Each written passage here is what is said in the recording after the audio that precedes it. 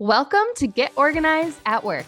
I'm your host, Kayla Fahey-Ahrndt, healthcare leader, mom of three, and your go-to guide for ditching the chaos and taking control of your workday. This is the show where we turn overwhelming to-do lists into clear, actionable plans so you can crush your goals and show up as your best self at work and in your life. Whether you're here for strategies to stay ahead or systems to simplify your workday, you're in the right place. Let's get organized, have some fun, and make this year your best year in your career yet. Let's dive in. Hello, welcome back to Get Organized at Work podcast. I'm Kayla, I'm your host, and today we're going over our May consistency challenge, summing it up because as you're listening, if you're listening in real time, it's June 2nd, so we just wrapped May up. I can't believe it.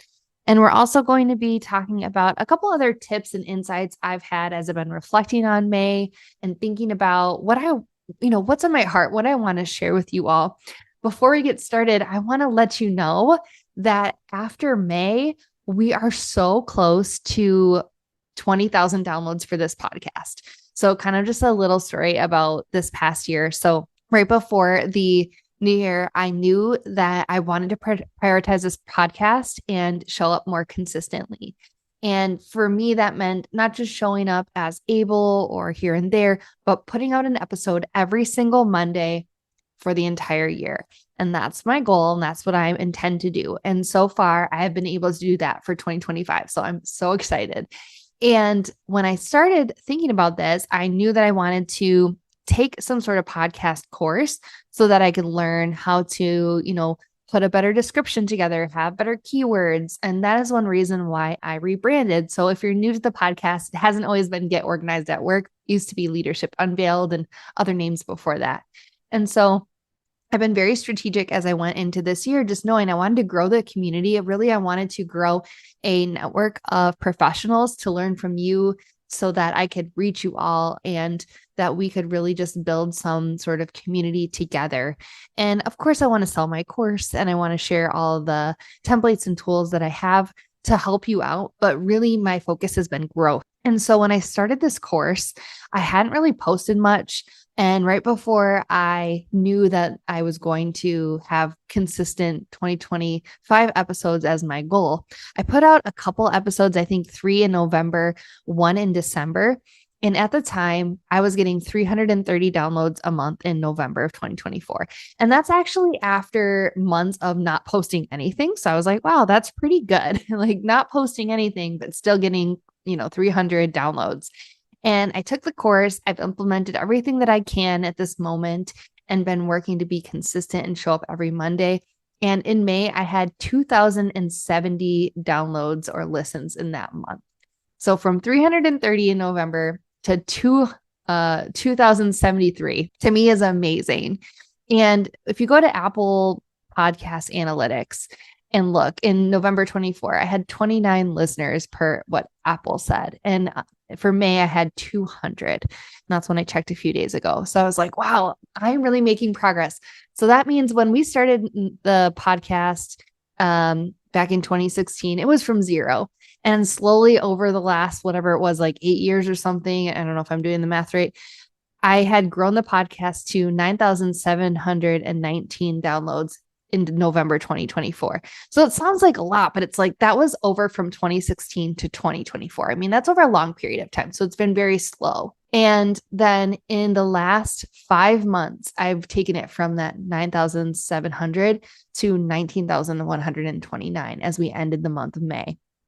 So like 10,000 downloads almost, which is super cool. So I cannot wait to share on my LinkedIn and my YouTube channel and my Instagram and on the podcast the moment we hit 20,000. It's probably going to be sometime in the first or second week of June. So I will definitely post. I'm going to have to do like the Mylar balloons and like celebrate and be all corny about it, but I'm so excited and just want to say thank you to everybody who's new listening to this podcast this year.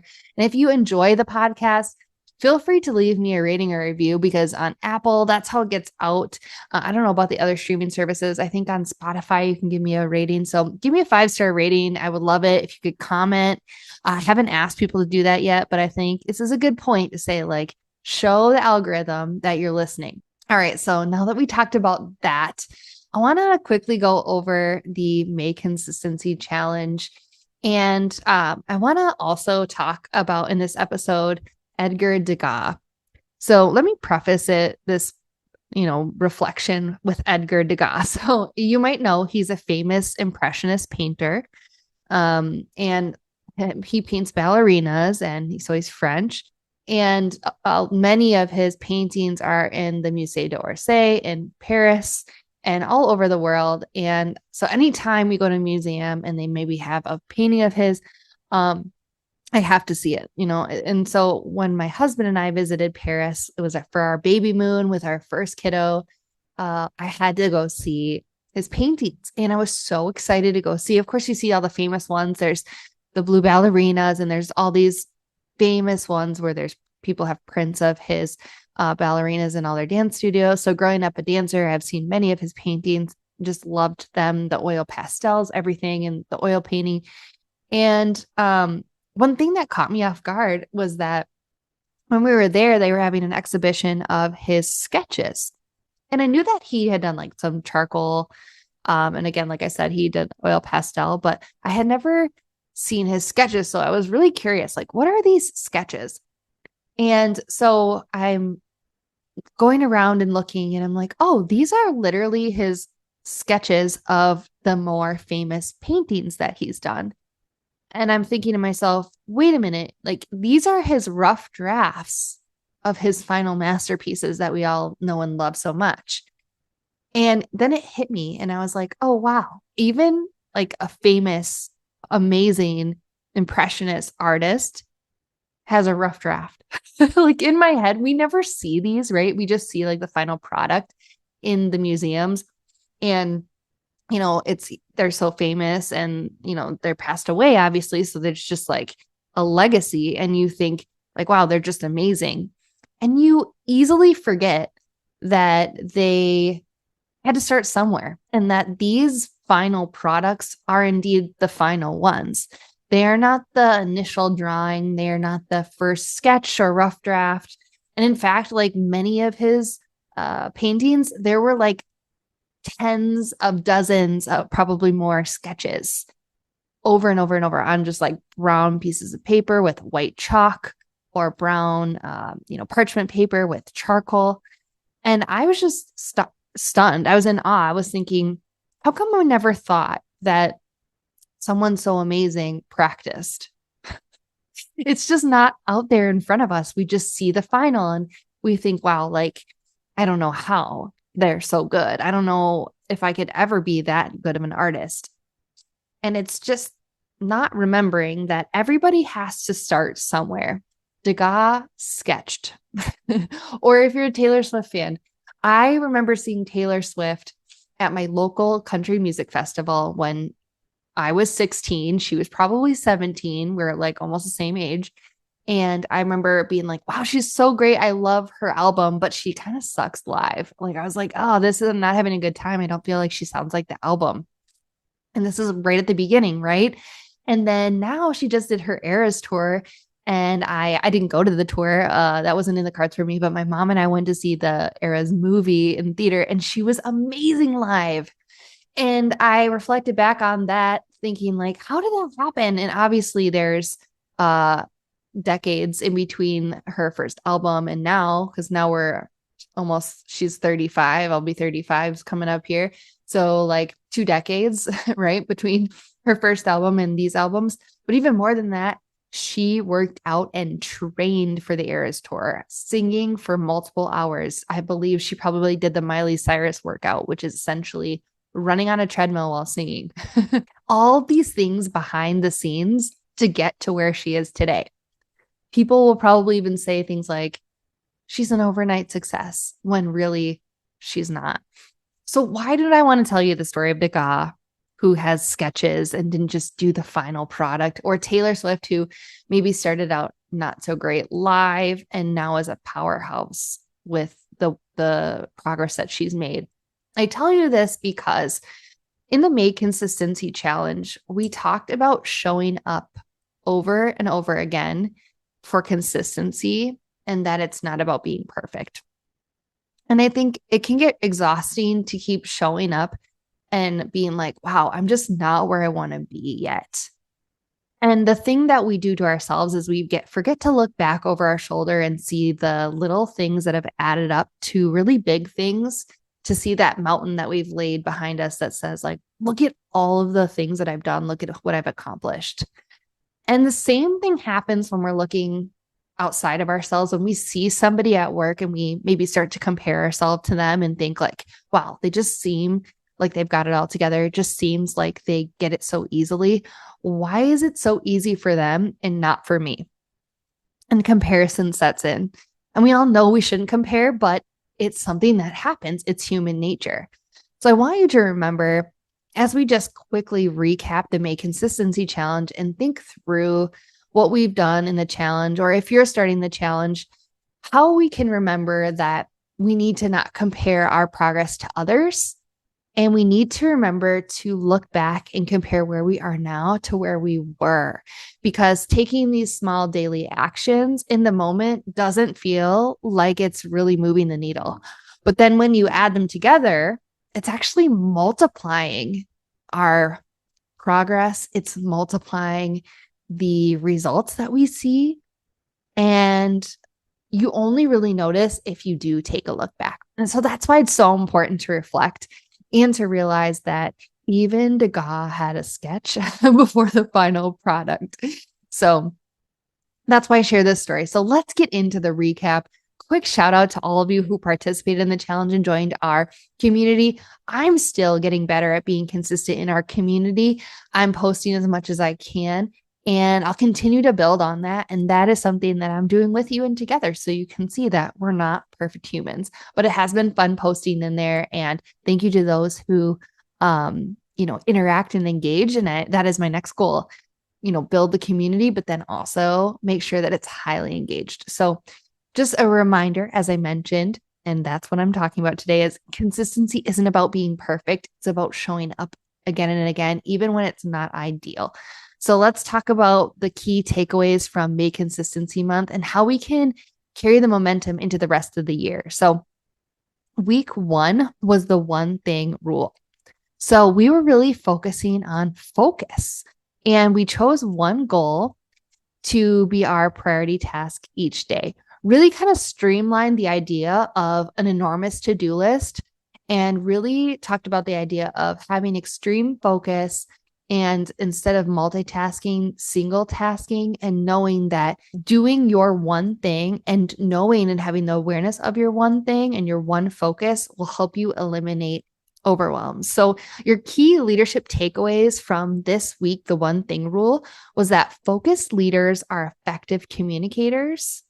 And when you can be focused on the priority, the one thing, and practice discernment, you can model clarity for your team and for yourself. And it makes it so much easier to move forward when you know what's most important for that day.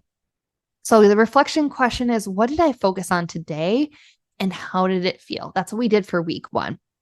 Week 2 was all about small wins daily, and our focus, or our theme, was progress over perfection. And our goal was to take 10 minutes of meaningful action every day. And the insight that we built was momentum is built through small, imperfect steps. It is always better to get started, even though that can be the hardest thing to do, because it's the kind of the space between the thought and the want, and then okay, I'm actually executing on this thing. I'm actually getting started. Once you get started, you build momentum, and then you won't want to stop as long as you're being consistent and trying to show up every day.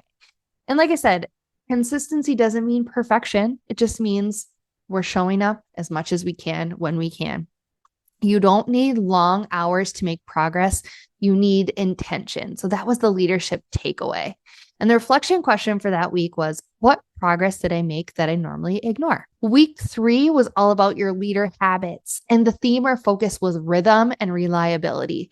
So I talked about habits instead of calling it leader standard work, because people get confused when I say leader standard work. But when I talk about leadership standards, I'm talking about the standard at which you hold yourself, the way that you hold yourself accountable, not saying that everything has to be standard the same. And so the goal for this week for leader habits was to choose 3 habits to repeat every day at work. And kind of what we learned through that is that habits create structure. It helps you reduce decision fatigue. You know what you need to do before you even do it. And it makes your leadership easier. So your key leadership takeaway was leader habits equal team trust. You're creating consistency that other people can rely on, and you're modeling that behavior. So your reflection question was, how do your habits affect your mindset or team today? All right. Week 4 was reflecting and celebrating. So we talked about self-awareness last week, and our goal was to do just like a 3-minute daily review at the end of the day and think like, what went well, what felt off, and what's one small tweak for tomorrow. And those were the reflection questions. So our insight, what we've learned was that real consistency is about reflection, not perfection. It's about your ability to have awareness, to think through like, okay, how did that go? And how do I want it to go? Where's the gap? What can I do to get a little bit better? So your takeaway was that reflection is where the refinement happens. That is where you tweak. That is where you improve. And small tweaks equal better systems. So here are the key takeaways from May and the big themes. Number 1, you don't need perfect conditions to be consistent. Most wins come from small moments of showing up despite resistance. And I will tell you that's true. I feel like the more that I plan this podcast out, the more that I try to make conditions perfect for recording, the less likely I'm going to do it. I don't know if it's just like there's too much thought put into it. But when I sit down, when I feel moved or motivated, or maybe I'm just like, nope, I always do it this day and I just have to get it done, that's when it works better. So, showing up when I'm motivated, but also showing up when there's a little bit of tension there. And it's like, I don't really feel like recording, but guess what? I got to, because I get it out every Monday. The second thing was reflection fuels real growth. Your ability to check in daily helps you adjust and improve. And it helps you not shame yourself. It helps you look at like, what do I actually know? What actually happened? Not the story in my head, but what actually happened. And the third point was leadership happens in the small stuff. It's in your focus of the one thing. It's in your habits, your systems, the things you do on autopilot. And it's in your daily intention to want to build a stronger, calmer, more effective you. So what's next? I want you to carry your one favorite habit or practice that you learned in May to be consistent into June. And it's optional, but I want to let you know, like, you can restart this challenge anytime. You can come into our group and community and let people know you're doing a consistency week or a consistency month and that you've got to check in. And we're going to be there to welcome you. So I would love for you to stay tuned for the next podcast series. Let me know, like, join the group, let me know, or leave a review and let me know in the review comment, like, what would the next school series be that you'd want to hear about? Is it more around teams? Is it around your productivity? Is it around time management or time mastery? Are you a new manager? Is that something you want to hear about? Or are you a new as a professional in your field? Let me know. I'd love to hear from you. And again, follow me on LinkedIn. You can search Kayla Fahey-Ahrndt or KFA Consulting. That's my business. Or join me inside the community. We can connect at the Get Organized at Work free podcast community. And inside I have my free resource library, as well as that is where my Get Organized at Work Blueprint course is located. So that course has 6 modules to help you get yourself organized, your projects organized, create a personal brand for yourself, work on delegating, improve your communication, and make sure that you have the right mindset to lead successfully and you're focusing on the right things. So if you're interested in that, come on into the free community. You can check out the Get Organized at Work Blueprint course and see if that's a good fit for you. All right, everyone, I hope you have a wonderful June. And I am just so excited that we wrapped up an awesome May. And just remember, it takes practice. It's okay to sketch and have rough drafts. All right, I will see you in the next one. Have a good one. Bye.